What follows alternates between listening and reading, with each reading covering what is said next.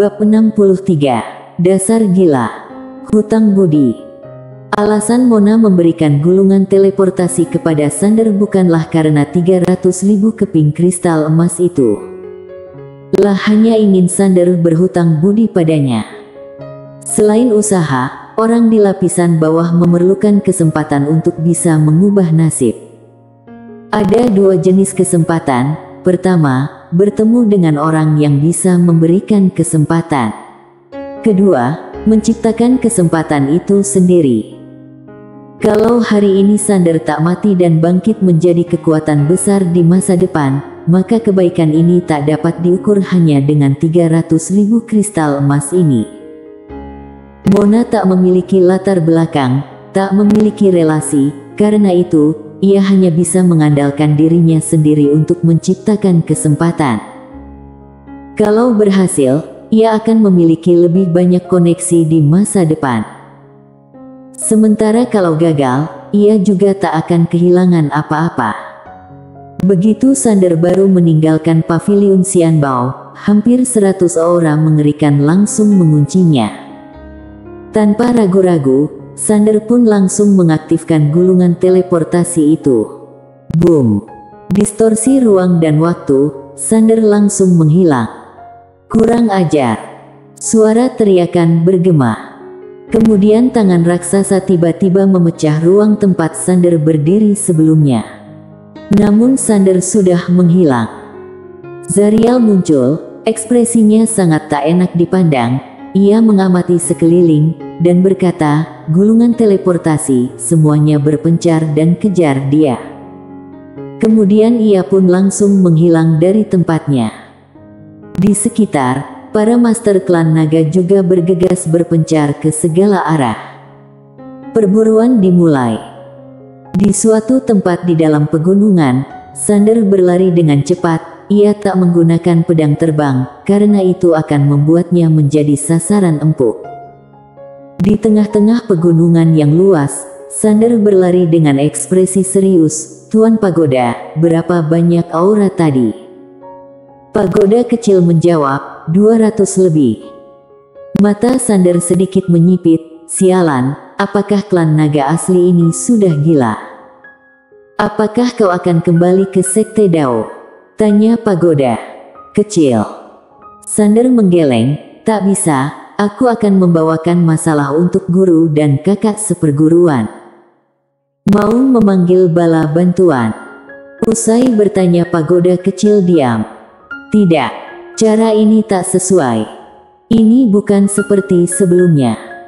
Sander mengerutkan kening, memanggil bala bantuan. Memanggil siapa? Maksudku, kalau kau tak meminta bantuan gurumu, apa rencanamu? Sander tak menjawab, ia mempercepat langkahnya. Pagoda kecil agak bingung. Pada saat ini, suara misterius tiba-tiba terdengar, menurutmu apa yang akan dilakukannya? Kalau sesuai dengan cara sebelumnya, ia akan meminta bantuan. Suara misterius berkata, cara itu sudah ketinggalan zaman. Kita lihat saja, ujar Pagoda kecil. Di tengah pegunungan, Sander berlari sepanjang jalan.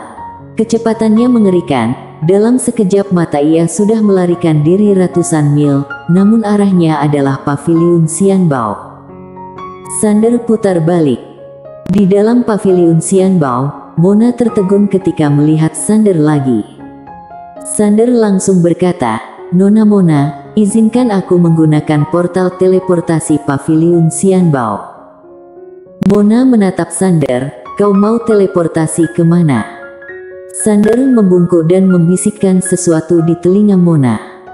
Pupil Mona tiba-tiba menyusut, kau. Cepat. Mona diam sejenak, lalu berkata, ayo ikut aku. Lah membawa Sander ke depan portal teleportasi, apakah kau yakin?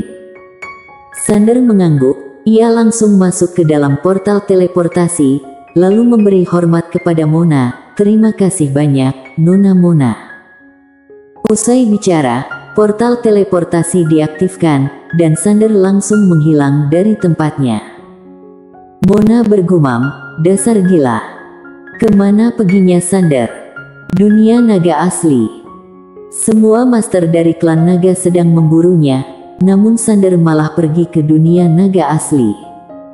Sungguh gila. Ketika Sander tiba di dunia naga asli, di sana hanya tersisa kurang dari 100 naga. Kemampuan berkembang biak klan naga sangat buruk, paling banyak bahkan hanya 300 naga. Saat ini, ratusan naga dewasa diutus untuk memburu Sander. Alasan mereka melakukan tindakan sebesar ini bukan hanya untuk menghadapi Sander, tapi juga untuk menghadapi Biksu Dao. Bunuh Sander. Lenyapkan Sekte Dao. Inilah tujuan mereka sebenarnya. Begitu Sander mati, menghancurkan keluarga Ye bukanlah hal sulit. Setibanya di dunia naga asli, Sander tak muncul terang-terangan, melainkan menyelinap secara diam-diam.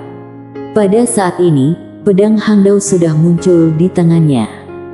Karena ada bantuan dari Tuan Pagoda dalam menyembunyikan aura, Sander dengan mudah masuk ke bagian dalam dunia naga asli.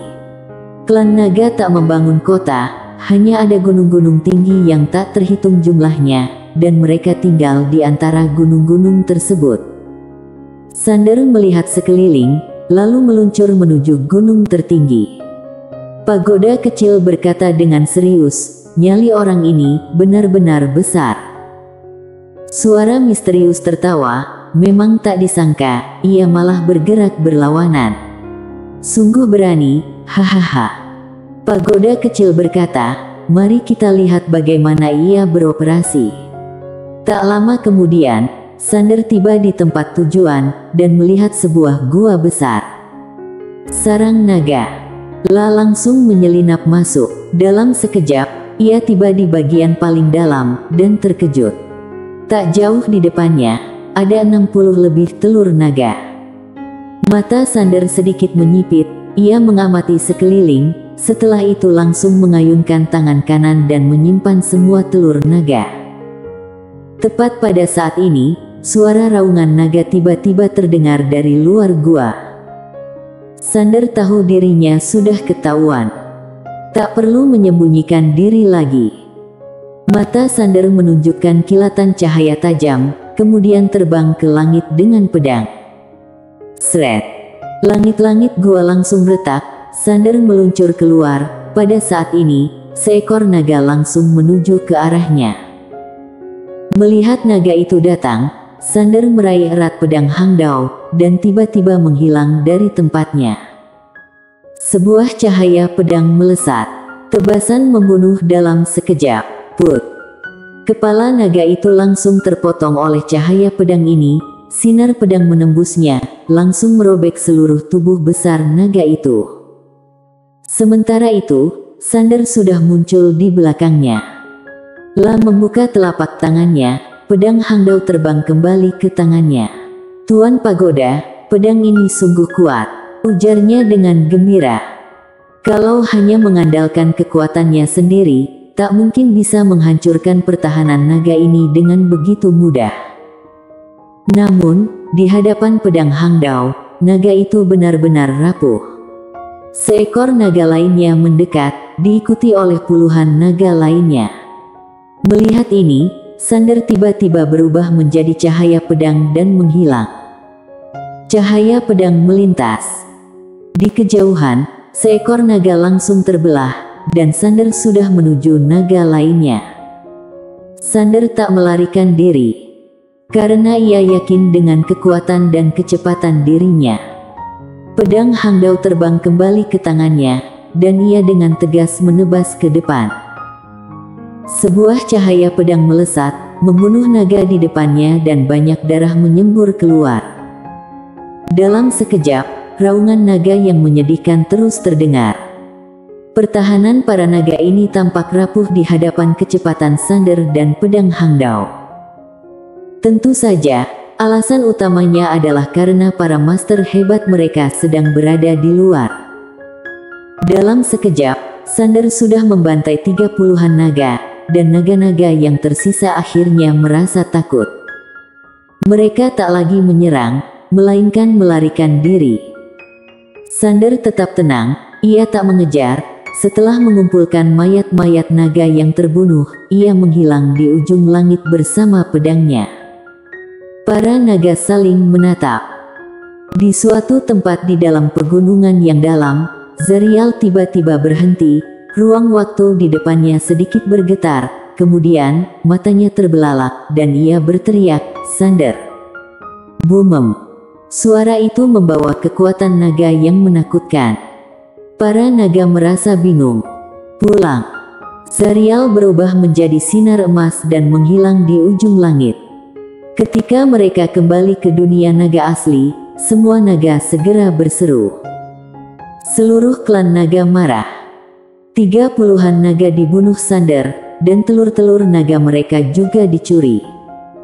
Tidak, itu dirampok. Ini benar-benar memalukan. Mata Zarial memerah, dan aura membunuhnya sangat mengerikan. Kali ini, mereka mengalami kerugian besar, dan reputasi mereka juga benar-benar hancur.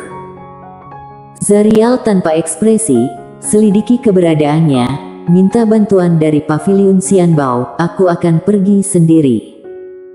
Usai bicara, ia langsung berubah menjadi sinar emas dan menghilang. Semua naga saling memandang dengan ekspresi marah. Berita pembantaian Sander terhadap klan naga segera menyebar ke seluruh dataran tengah negara es. Dan Sander pun dikenal oleh semua orang di sana. Membantai klan naga padahal kekuatannya baru di ranah penerobos ruang.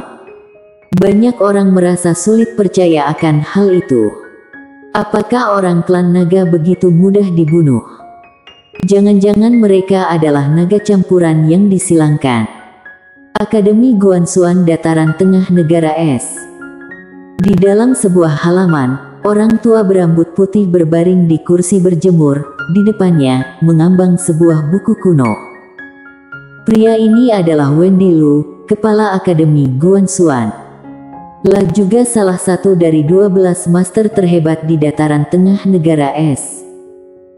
Pada saat ini, orang tua berpakaian hitam tiba-tiba muncul di samping Wendy, dan membisikkan sesuatu. Wendy meletakkan buku kunonya, "Hanya ranah penerobos ruang." "Betul." Wendy bertanya lagi, "Apakah ada yang membantunya? Misalnya Biksu Dao?" Orang tua itu menggeleng. Wendy merenung sejenak dan berkata, "Kita kehilangan satu orang bakat. Yudi bertemu dengan orang ini saat di dunia bawah, namun tak mengajaknya bergabung." Orang tua berpakaian hitam segera berkata, "Lah seharusnya mempertimbangkan klan naga." "Bodoh. Jenius seperti ini, memangnya kenapa kalau ia membunuh 2 naga?" ujar Wendy tanpa ekspresi. Orang tua berpakaian hitam meragu sejenak, selain itu ia juga membunuh orang keluargaan. Setelah merenung sejenak, Wendy menggeleng dan mendesah, namun tak berkata apa-apa lagi. Karena memiliki konflik dengan keluargaan, maka jenius ini tentu saja tak boleh diajak bergabung. Wendy mengurungkan niatnya. Menyinggung keluargaan hanya untuk seorang jenius, memang keputusan yang tak bijaksana dan tak sepadan. Dirinya tak bisa kehilangan pekerjaannya hanya untuk seorang kultivator pedang yang berbakat. Menjadi kepala Akademi Guanxuan tidaklah mudah. Bersambung.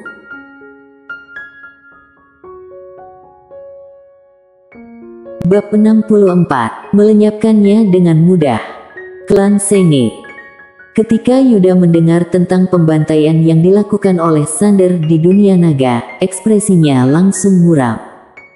Besar sekali nyalinya. Yuda segera mengumpulkan semua master klan Senge. Lah merasa ini adalah masalah yang sangat serius, bahkan berkaitan dengan masa depan klan Senge. Di dalam aula, orang-orang terkejut setelah mendengar berita ini.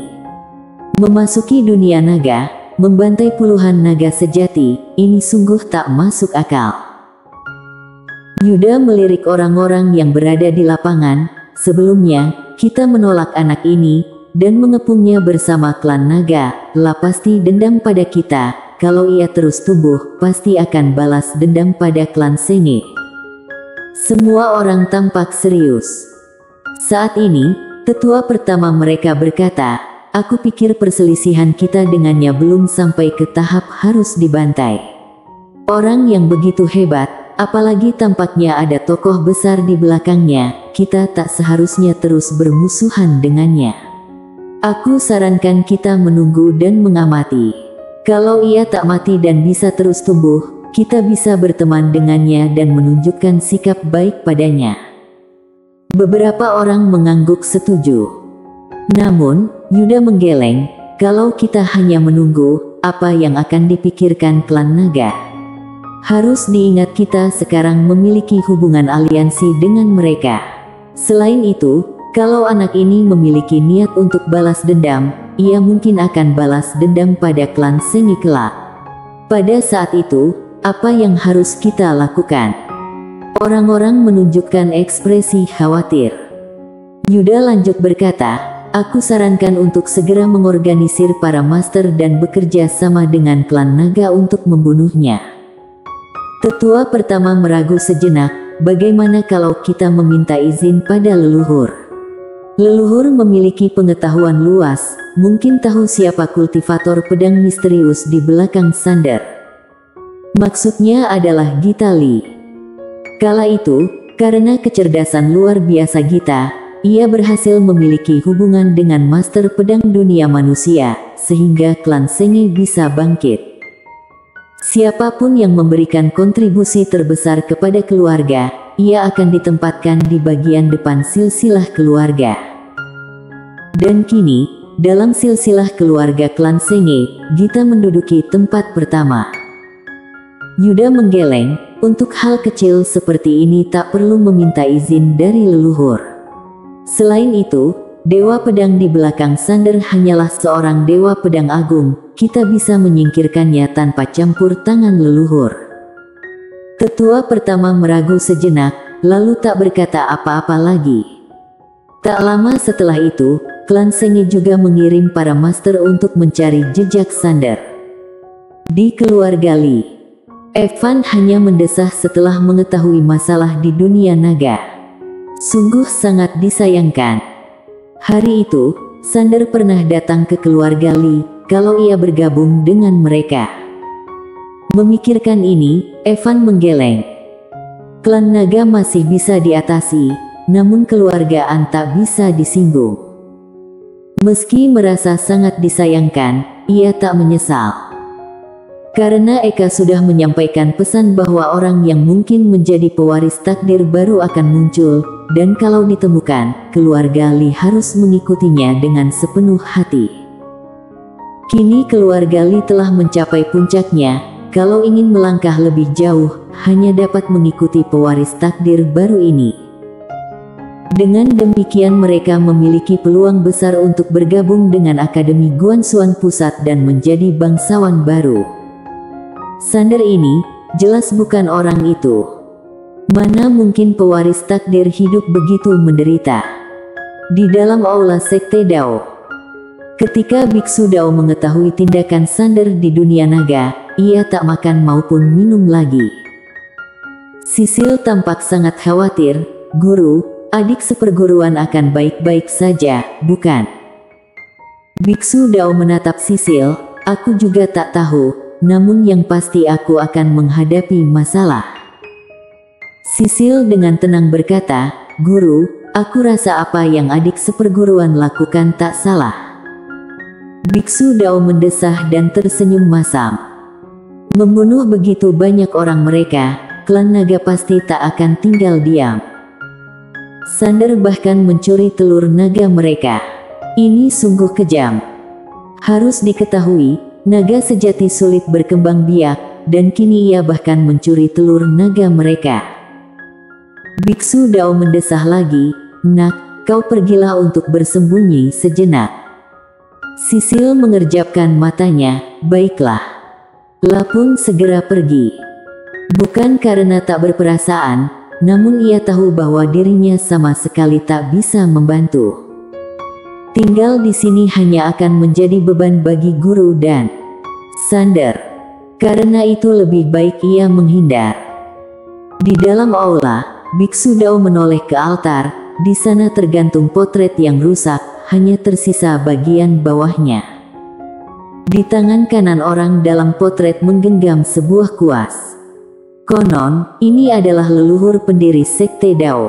Setelah diam sejenak, Biksu Dao berkata, "Leluhur, lindungilah Sekte Dao. Kalau tidak kita benar-benar akan tamat." Usai bicara, ia pun pergi. Karena Sander adalah muridnya, ia harus mengurusinya. Sialan. Seperti yang dikatakan Sander, pokoknya dilawan dulu, tak peduli bisa menang atau tidak. Sander bersembunyi di dalam hutan lebat, ia duduk bersila dan menyerap energi kristal emas sebanyak mungkin. Kini, ia memiliki 80 ribuan kristal emas.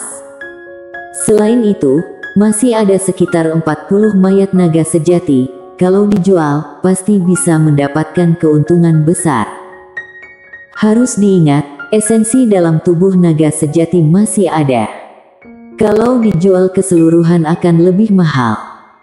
Setelah beberapa waktu, Sander menarik napas dalam-dalam, lalu mulai merebus naga besar. Selama periode ini, ia makan daging naga dan minum darah naga. Itu memiliki khasiat memperkuat fisik. Saat ini, pagoda kecil tiba-tiba berkata, "Apa rencanamu selanjutnya?" Sander menyipitkan matanya, "Kalau tebakanku tak salah, klan naga pasti akan mencariku dengan gila-gilaan.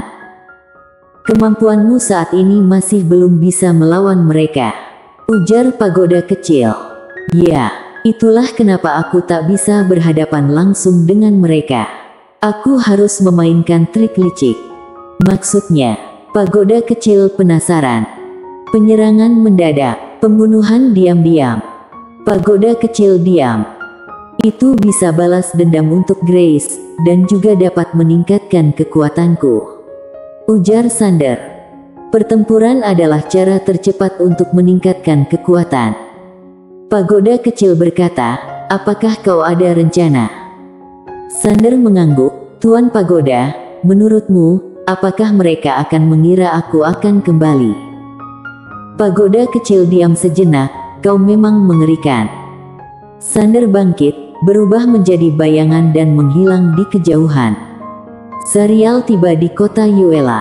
Itu adalah salah satu dari 10 kota terbesar di dataran tengah negara es. Dia langsung pergi ke paviliun Xianbao, karena informasi di sana hampir bisa dibandingkan dengan Akademi Guanxuan. Orang yang melayani Zariel adalah Dodi Chen, penanggung jawab di sana. "Apakah Tuan Zariel datang ke sini karena Sander?" Zariel mengangguk. "Kami tak terlibat dalam urusan duniawi seperti itu," ujar Dodi. Zariel mengeluarkan sebuah cincin penyimpanan. Di dalamnya terdapat 500.000 kristal emas.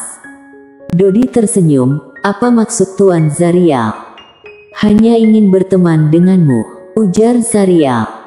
Dodi tertawa, "Tuan muda Sander ini tak biasa." "Tak biasa." Dodi mengangguk, "Kami pernah menyelidiki Dewa Pedang Agung di belakangnya, namun sama sekali tak bisa menemukan informasinya." Zariel tersenyum sinis, "Memangnya kenapa? Hanya seorang Dewa Pedang Agung, kalau ia berani muncul, kami bisa dengan mudah menyingkirkannya." Zariel tak berbohong, seorang Dewa Pedang Agung masih belum bisa membuat klan naga takut. Meski Dewa Pedang Agung agak susah ditangani, namun bukan tak terkalahkan. Dodi merenung sejenak. Berdasarkan penyelidikan paviliun Xianbao, orang di belakang Sander mungkin bukan hanya Dewa Pedang Agung semata, karena sistem informasi mereka setara dengan Akademi Guanxuan, namun tak bisa mendapatkan informasinya. Itu menunjukkan orang ini tak sederhana. Zariel tiba-tiba berkata, "Dodi, dengar-dengar akhir-akhir ini kau mengalami kebuntuan dalam berlatih. Barang ini mungkin dapat membantumu." Zariel membuka telapak tangannya, dan sebuah pil emas berukuran ibu jari muncul di depan Dodi. Pupil mata Dodi pun tiba-tiba menyusut. "Pil naga." Dodi diam untuk waktu yang lama, lalu menyimpan pil tersebut. Mohon Tuan Zarial tunggu sebentar. Kemudian ia pergi. Mata Zarial perlahan tertutup. Di dalam ruang aula, Dodi masuk ke dalam ruang tersembunyi. Ia mengeluarkan gulungan teror dan menulis nama Sander. Seorang pria berpakaian hitam pun muncul di depan Dodi. Dodi menyerahkan gulungan itu. Pria itu dengan tenang berkata, "Kenapa ingin menyelidiki orang ini?" "Rahasia," ujar Dodi. Pria berpakaian hitam diam sejenak. "Tolong berikan stempelmu." "Ini tak perlu, bukan?" Pria itu diam. Setelah beberapa waktu, Dodi mengeluarkan stempelnya dan menstempel gulungan itu. Pria itu berbalik dan pergi. Dodi diam beberapa saat, kilatan cahaya dingin melintas di matanya, bertaruh. Sebenarnya, ia tak ingin ikut campur dalam hal ini, karena Paviliun Xianbao melarang untuk terlibat dalam pertikaian dunia. Namun, godaan dari klan naga tak bisa ditolak. Sebutir pil naga ditambah puluhan ribu kristal emas. Ini sungguh sulit ditolak. Semuanya ada risiko. Di luar aula, setelah menunggu sekitar 15 menit, Dodi bergegas mendekat dan berkata, "Tuan Zarial, cepat kembali ke klan kalian." Zarial mengernyit, "Apa maksudmu?" Bersambung. Bab 65. Saudara. "Dia pergi ke dunia naga asli lagi," ujar Dodi. Zarial terkejut. Para master klan naga asli saat ini sedang memburu Sander di luar, sehingga tak ada master di dunia naga asli. Ekspresi Zarial sangat muram.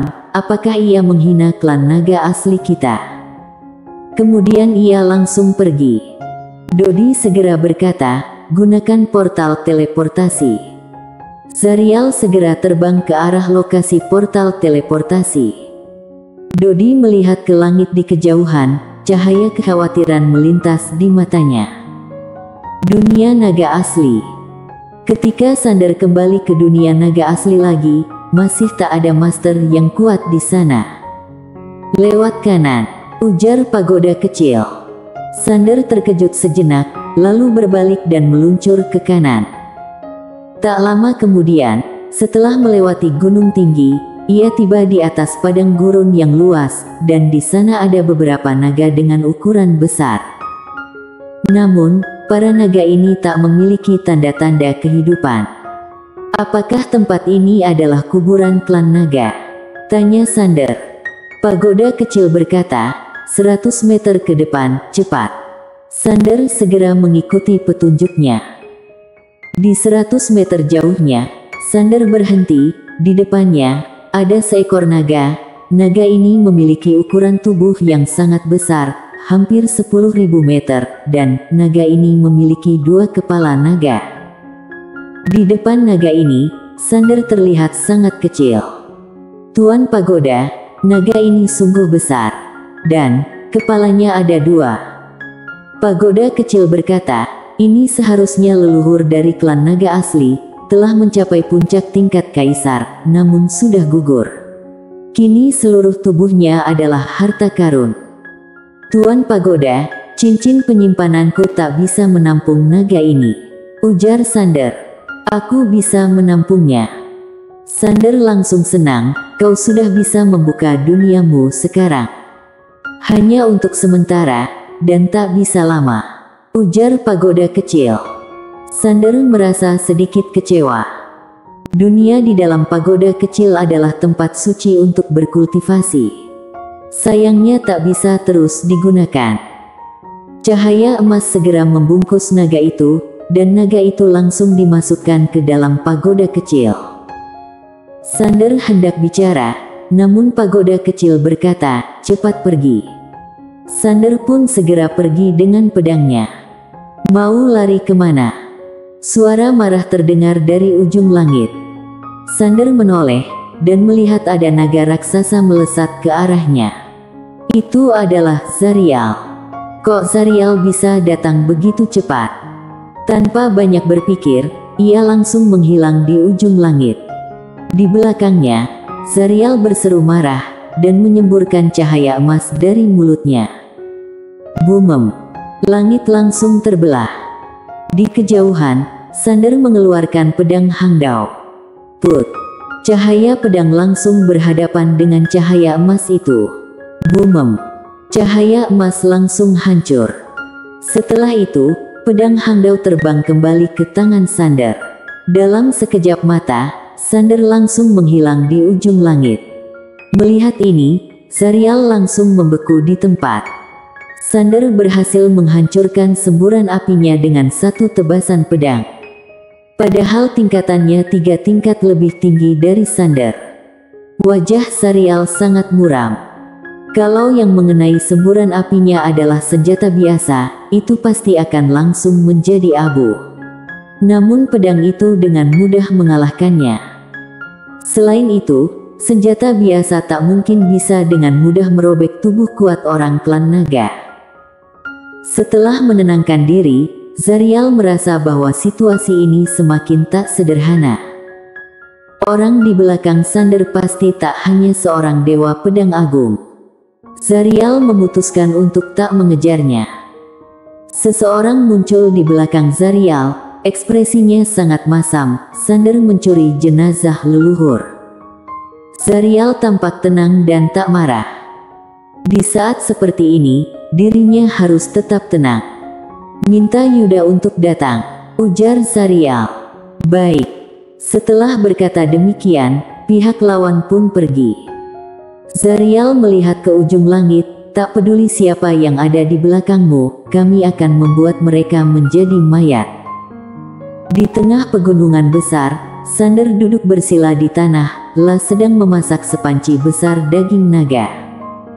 Itu adalah daging dari naga tingkat kaisar itu. Sander menyadari setelah makan daging naga ini, kekuatannya meningkat. Selama beberapa waktu terakhir, ia makan daging naga setiap hari, dan kekuatannya sekarang jauh lebih kuat. Pada saat ini, pagoda kecil berkata, nanti kau bisa mandi dengan darah naga, itu akan memberikan efek memperkuat tulang dan otot. Baik. Usai makan Sander pun berendam. Boom. Begitu masuk ke dalam bak mandi, ia segera merasa tubuhnya sangat panas, namun ia masih bisa menahannya. Untuk saat ini, darah dan daging naga adalah barang terbaik untuk memperkuat tubuh dan tulang. Meski ia adalah kultivator pedang, fokusnya tetap pada kecepatan. Kalau tubuhnya dapat diperkuat secara signifikan, itu juga akan sangat bermanfaat bagi kecepatannya. Sander mengingat semburan api Zarial sebelumnya, ekspresinya pun menjadi serius. Meski telah mengatasi semburan api lawan, Sander tahu itu semua berkat pedang Hangdao. Memikirkan hal ini, Sander menggerakkan pikirannya, dan pedang Hangdao melayang di depannya. Sander merenung, tak tahu apa yang sedang dipikirkannya. Ada apa? Tanya pagoda kecil. Tuan Pagoda, pedang ini sungguh luar biasa. Pagoda kecil berkata, apakah itu tak bagus? Sander menggeleng, bukan begitu, aku khawatir akan terlalu bergantung pada pedang ini. Pagoda kecil diam. Tampaknya aku akan tak berdaya, aku tak ingin terlalu tergantung padanya. Ujar Sander. Pagoda kecil mendesah, aku merasa senang kau bisa berpikir demikian. Dulu, ada seorang jenius yang bakatnya tak kalah dari Sander. Sayangnya, ia sedikit melenceng. Sebenarnya, terkadang kekuatan yang tampak kuat tak benar-benar kuat, melainkan palsu, seperti Sander saat ini, yang dengan mudahnya bisa mengalahkan orang klan naga dengan pedang Hangdao. Sander berkata lagi, namun, saat ini aku harus menggunakan pedang ini. Tanpa pedang ini, aku sama sekali tak bisa melawan klan naga asli. Karena itu, aku hanya bisa menggunakannya pada saat-saat kritis. Pagoda kecil berkata, tak masalah. Sander menarik napas dalam-dalam, kemudian menyimpan pedangnya dan berpikir dalam hati, klan naga asli pasti tak akan berhenti memburunya. Dan pihak lawan pasti akan belajar dari pengalaman sebelumnya, tak memberikan Sander kesempatan lagi. Selanjutnya, situasinya akan semakin sulit. Kalau dirinya adalah Zarial, apa yang akan ia lakukan? Tentu saja tak akan bermain-main lagi dengannya, melainkan akan membuatnya tak bisa melarikan diri. Keluarga Ye, Sekte Dao. Memikirkan ini, wajah Sander segera menjadi serius. Klan naga pasti akan menargetkan keluarga Ye. Gurunya di Sekte Dao tak mudah dianiaya, namun keluarga Ye berbeda. Sebelumnya, mungkin klan naga tak akan menyentuh keluarga Ye karena mempertimbangkan reputasi. Namun kini reputasi mereka sudah rusak, jadi tak perlu berpikir terlalu banyak. Sander segera bangun, dan menuju paviliun Xianbao untuk kembali ke dunia bawah dengan portal teleportasi. Di tengah-tengah pegunungan yang luas, tanah seluas ribuan mil tiba-tiba berguncang, dan kekuatan besar dari tanah berbondong-bondong menuju suatu tempat. Kekuatan itu berkumpul ke arah seorang pria di sebuah dataran, dan akhirnya sepenuhnya diserap olehnya. Di dunia ini, ada 9 jenis hukum, jika kesembilannya dapat disatukan, itu bahkan dapat membuka gerbang legendaris. Dan pria ini adalah Rizal. Sejenak kemudian, pria itu perlahan membuka kedua matanya dan sinar cahaya emas yang menakutkan memancar dari matanya. Tanah di depannya langsung terbelah. Rizal menarik napas dalam-dalam, dan berkata dengan gembira, "Guru, aku sudah sepenuhnya menguasai hukum bumi ini." Sebuah suara tua tiba-tiba terdengar, "Benar. Ayo pergi ke paviliun Xianbao, kita akan mencari hukum berikutnya." Rizal mengangguk, "Baik." Lah bangkit, ujung kakinya dengan lembut mengetuk tanah, langsung berubah menjadi sinar emas dan menghilang di kejauhan. Tak lama kemudian, ia tiba di dekat kota Yuan. Di jalan-jalan kota, tiba-tiba Rizal menoleh. Sander benar-benar luar biasa, tak hanya membunuh puluhan naga asli, ia juga merampok semua telur naga dari klan naga, padahal dirinya baru berada di tingkat ranah penerobos ruang. Ini benar-benar di luar nalar. Itu masih bukan apa-apa. Dengar-dengar ia pergi lagi ke sana dan langsung merampok jenazah leluhur mereka. Cekak-cekak, reputasi klan naga asli benar-benar sudah hancur. Meski terlihat memuaskan melakukan itu, sebenarnya ini adalah bencana besar yang akan menimpanya. Dengar-dengar para master dari klan naga asli sudah menuju dunia bawah, mereka pasti akan menargetkan keluarga Ye. Mata Rizal segera menyipit. Keluarga Ye. Tanpa basa-basi, Rizal segera bergegas ke paviliun Xianbao. Suara tua itu tiba-tiba terdengar, "Apakah kau akan kembali ke dunia bawah?" "Ya," jawab Rizal. Setelah diam beberapa saat, suara itu berkata, "Sebenarnya, dengan bakatmu, kau akan memiliki masa depan yang cemerlang. Kalau bermusuhan dengan klan naga asli demi keluarga Ye, itu bukan keputusan bijak." Rizal perlahan menutup kedua matanya, "Guru, aku adalah orang keluarga Ye. Aku tak bisa berdiam diri melihat keluarga Ye menghadapi kesulitan. Tujuanku berkultivasi adalah untuk membangkitkan keluarga Ye." Suara tua itu berkata, "Pewaris langsung keluarga Ye adalah Sander." Rizal dengan tenang berkata, "Sebelumnya kemampuannya lebih baik dariku, aku terima fakta ia dipilih menjadi pewaris. Kalau suatu saat aku memiliki kekuatan yang lebih besar darinya, aku yang akan menjadi pewaris, dan aku yakin Kak Sander juga akan menerimanya serta membantuku. Selain itu, kami adalah saudara. Siapapun yang menjadi pewaris, itu sama saja." Bersambung.